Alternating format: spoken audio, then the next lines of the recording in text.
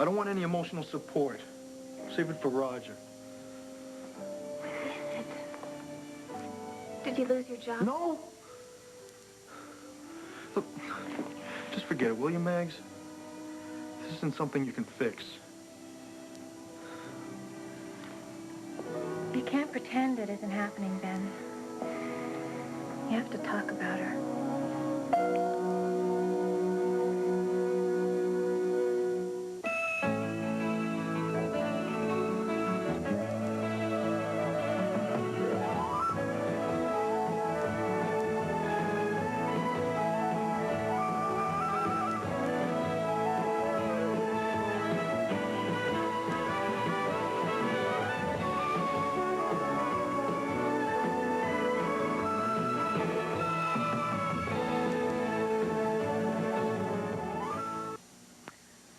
I think Lizzie's pretty special, too. Who said anything about Lizzie? Couldn't be anybody else. No, it couldn't. Did something happen between you two? The girl is engaged, didn't you notice? The ring isn't even real. She doesn't care about stuff like that. She doesn't care about materialistic crap. She cares about things that matter. Like kindness, like growing, like recognizing your potential and going for it. She cares about art and beauty and love. You're in love with her. Baloney. I don't know if that matters. Of course it matters. Well, maybe not for me. What are you talking about? Do you realize you're the only person I've ever been able to paint?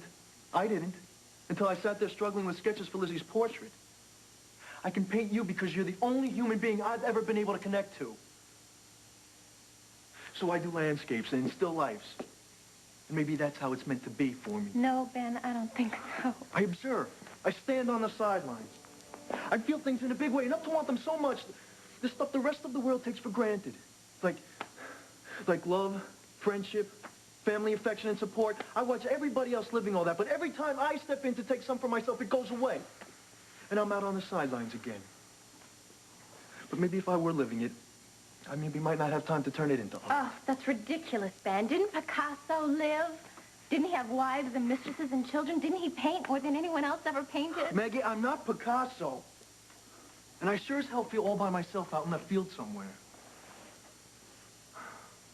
Does she know that you love her? I went to her apartment last night. At 4 o'clock in the morning. I woke her up. I bought her a painting I did for her. Cornflowers. Cornflowers are very blue.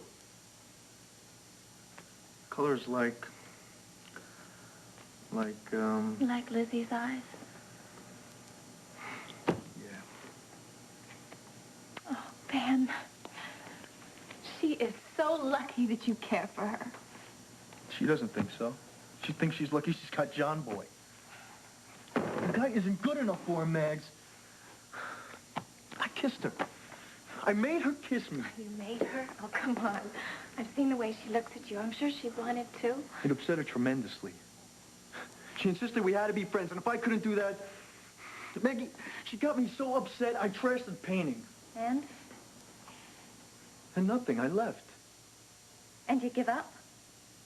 She's marrying John in 2 weeks. You're using that as an excuse, Ben. You are. You have never really gone after anything you wanted. You run away. Or you scare people. You make yourself so difficult nobody would want to get to know you. And how would you explain such behavior, big sister? Maybe you're afraid of being happy. Oh, come on. Maybe you don't want to give Mama the satisfaction. I mean, after all, if she raised a happy son, then she must have done something right. So I'm willing to be miserable to keep making her feel guilty. Don't dismiss it so easily. You know, you should try looking at yourself the way you scrutinize everyone else. You might learn something. You think I'm my own worst enemy?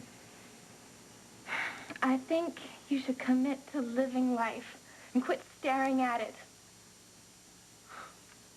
Go after what you want for once. If I did that, you know how many people I'd make miserable? To hell with them, Ben. What makes you think that your happiness isn't as important as the next guy's? You think John Ryan cares about the next guy? No. He takes what he wants because he feels he deserves it. Because when he was a young boy, somebody taught him something that nobody's ever taught you. That a little selfishness is a good thing. It's a healthy thing. Only they dress it up. They call it self-esteem. Go after what you want, Ben. Nobody deserves it more than you do.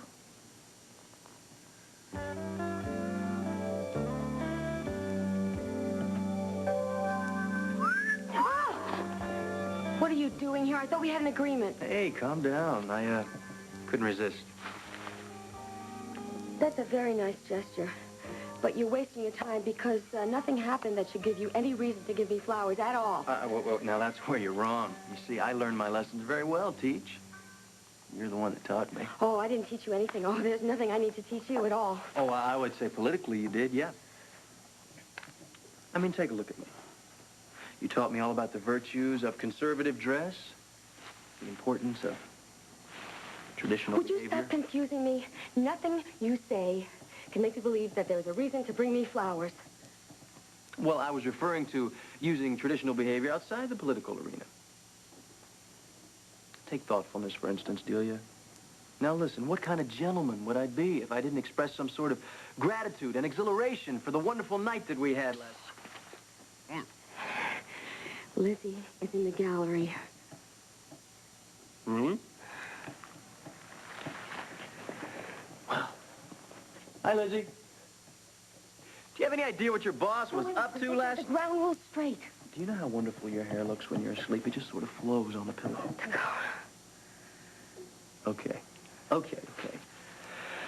I hereby promise to Delia that I will never again remind her of... Well, obviously, you know. I promise. Here, come on. Take the flowers, sweetheart. Pretend an artist friend gave them to you, okay? I'll be a good boy. I promise. Thank you. You are really impossible. I guess I can take that to mean you're still my campaign advisor. Dakota, I want to see you get elected. Good. Delia, that's exactly why I need some time alone with you. Oh, come on, don't look at me like that. Are you going to be suspicious now of everything I say? This is business. You know what we need to do?